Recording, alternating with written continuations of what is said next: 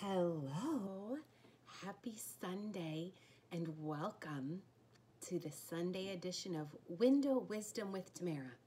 I guess that's what we'll call it. Sometimes I do these on Wednesday, but I'm here. I had every intention of taking a walk this morning. I did. That reminds me, I have a whopping 1,300 steps today. I'm going to take a bar class in a little bit, but I had every intention, and when I woke up, it was just muggy. I don't know muggy. It was very like wet, and it was like threat of rain, and I probably could have gotten out and walked. My face feels oily. Not that like wiping it with my hand's going to help. I could have gotten out and walked, and I could have maybe just done a half an hour. But really, to tell you the truth, I didn't want my straightened hair from yesterday to get all frizzy and curly again. So let's address my face, because I'm sure you're all like, what is wrong with her? I have cold sore that, oh, what is that? Oh, hello. I don't know. I was eating an apple. I'm actually not done eating the apple. So I had a cold sore, and then I have eyelid eczema, and it is like so bad that it is scabbing over. So there's close-up of all my problems. I had Maud, right? And then her friend showed up. I don't remember what I named her because I kind of want to forget about her. But anyway, I'm having those issues. I get cold sores, I don't know, a couple times a year. So I'm having those issues. But this morning, I decided not to do a trail talk. It was pure vanity. But today, the whole day, the feeling of I shoulda, because I coulda, this morning has been chasing me. So I am taking a bar class, a Zoom bar class, at 4 o'clock, the first one I've ever taken. My knees are sore. This is not what Window Wisdom's about. We're actually going to talk about a subject with some value and some worth, but just bear with me for a second. I've done 5 pound fit classes this week, and my knees are not strong, and my knees are reminding me that they are not strong, and I pushed them to their limits, and I'm sure today bar class is going to push them also. But I'm trying to remember that I am the boss of my body. My body is not the boss of me. And I will listen to it, and I will take its suggestions, but I'm gonna show it what I think it can do, and we'll see how it responds. So thanks for tuning in for this episode of Window Wisdom with Tamara. The reason why I call it that is because I'm in the window, and we're gonna share some wisdom. Today I want to talk about 7 things to remember when you think you're not good enough. Do you ever think that? Do you ever think you're not good enough? I've struggled with this. I've struggled with this. I've struggled with comparison. I've struggled with thinking everybody else will do it better than me, and then the what if I do it wrong? What if I don't do it enough? What if, just so many what ifs, and they have kept me from feeling sometimes like I'm not good enough. And somebody else is better. Well, there always will be somebody better, but that somebody's not going to be you. And so you have your own unique voice and character and story that you bring to the situation. But I just wanted to go through a few things that I try to remind myself of when I get that I'm not good enough feeling. Some of you, I've shared that I am kind of at the cusp of jumping into some new creative ideas. The YouTube channel that you're watching this on right now, I delayed in starting this because I told myself what I will put out there will not be good enough, and there are other people on YouTube doing it better. But here I am. Here I am. One reason why I felt that way was because I was comparing myself to other people. So number 1 on this list of the 7 things to remember when you think you're not good enough is the people you compare yourself to are comparing themselves to other people as well. Yeah, let's put that into perspective, right? Yeah, it's not just you comparing yourself to everybody. We all do it. We're all guilty of it. And it can be a voice in our head that tells us that everybody else is doing life better than us, or they're doing their health and wellness journey better than us. But there is always somebody that will be better than you, but they won't be you. So be in love with your journey and be authentic to who you are and what you're bringing to that journey. The second one is that our mind can be a very convincing liar. What we think in here is always not our best cheerleader. No. What we think in here when we compare ourselves to other people is only breeding or feeding our insecurities. That's what comparison does. So stop doing that. Stop listening to the commentary in your brain that's telling you you're not good enough. Another thing I want you to remember is that there is more right with you than there is wrong with you. Think about that. Think about that. As far as your life is concerned, your health and wellness journey, you are doing more things right than you think you're doing wrong. And so if you struggle with that, not thinking you're good enough, think about the things you're doing right. Think about the things you're succeeding in and you're excelling in and that are special to you as a person. If your list of weaknesses is longer than your list of strengths, you're not giving yourself enough credit. Hey, honey.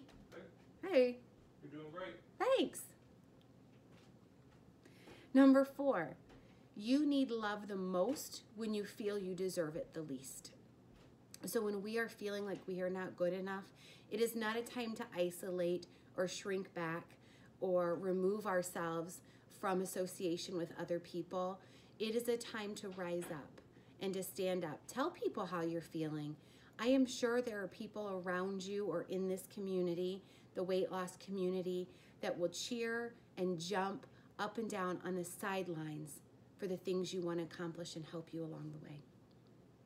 Number 5 is you have to fully accept and make peace with the now before you can reach and feel satisfied with the later. I want to read that again.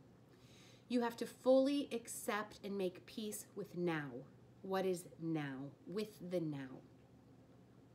Who are you now? What are you doing now? And what do you have to be happy about now?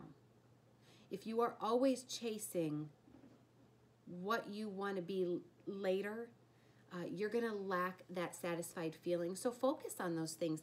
I'm not saying don't try to be better. I'm just saying own the now. Be present in the now, in this moment, the things that you are doing well. Yep.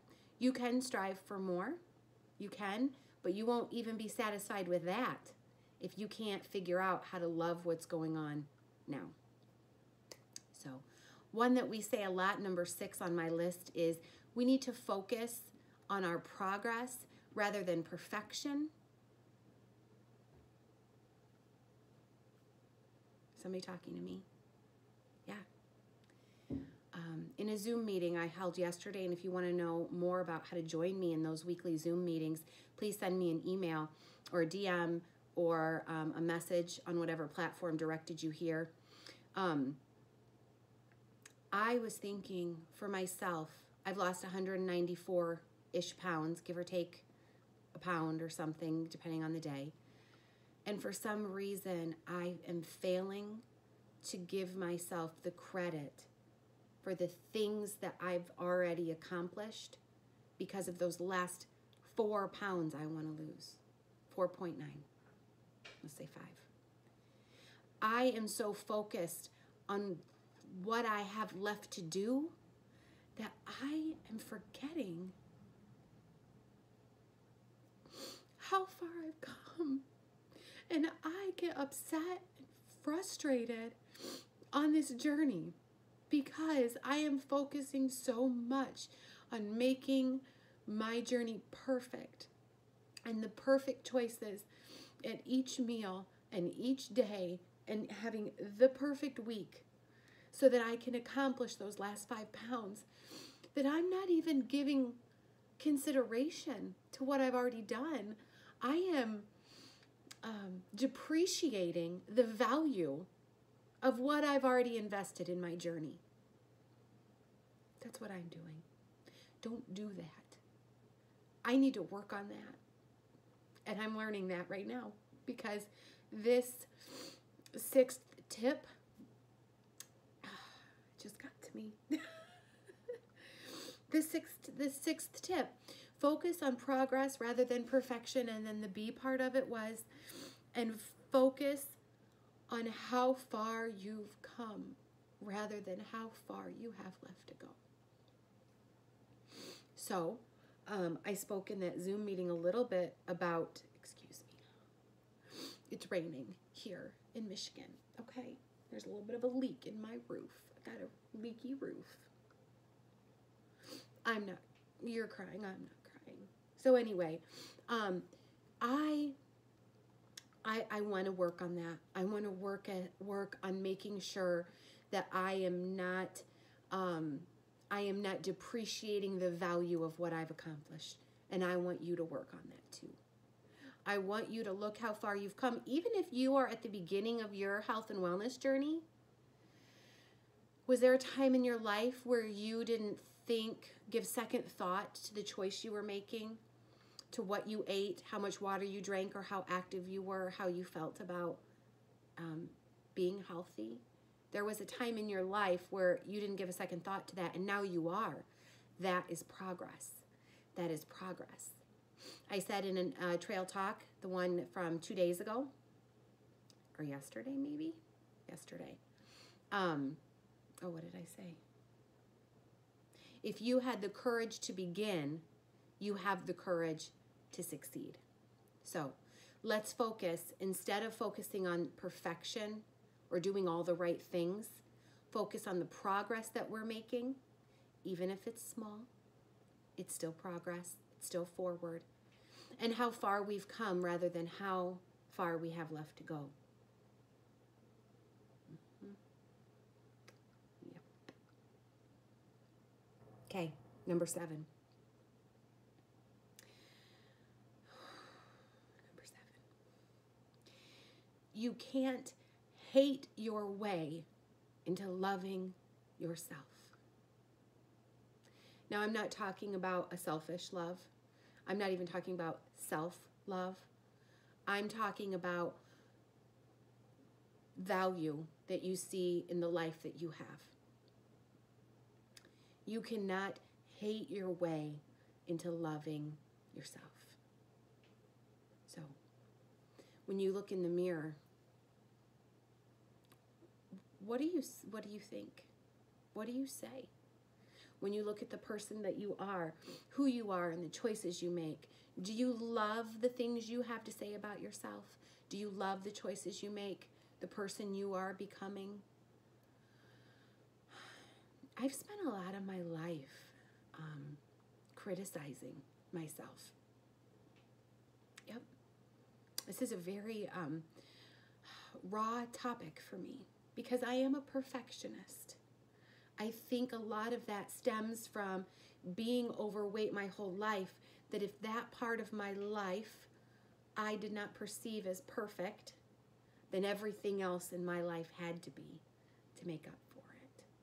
Because then maybe that wouldn't be so noticeable.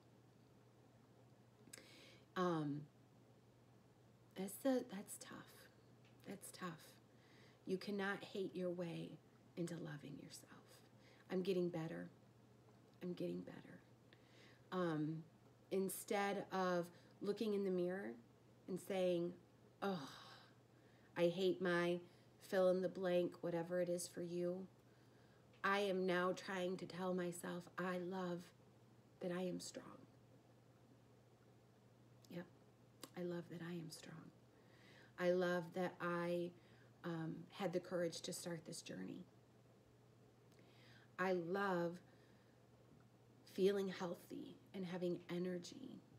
And I love that I am building qualities in myself that will help me to be resilient throughout the rest of my life as I try to maintain the success I've found.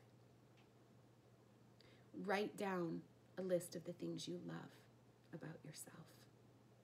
And on days when you feel like you're not good enough, I want you to pull that list out.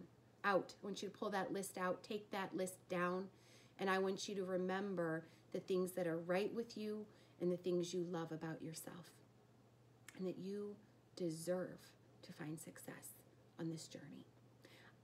I don't care what's happened in the past, what choices you've made, mistakes you've made. All of us usually have some emotional connection to our past that influences who we are and where we are in our health and wellness journey. And it doesn't matter really what those things are for each of us individually, because we deserve it. And I've heard people say, oh, I don't feel like I deserve it. I don't, whatever. Your mind can be a very convincing liar, because you do. You do. Don't be too hard on yourself. Focus on the progress you're making and not perfection, because chasing perfection is a race never won. So I'm here to remind you that you are good enough. You know why? Because you've got goals. Yes, you do. Go get them. Bye, guys.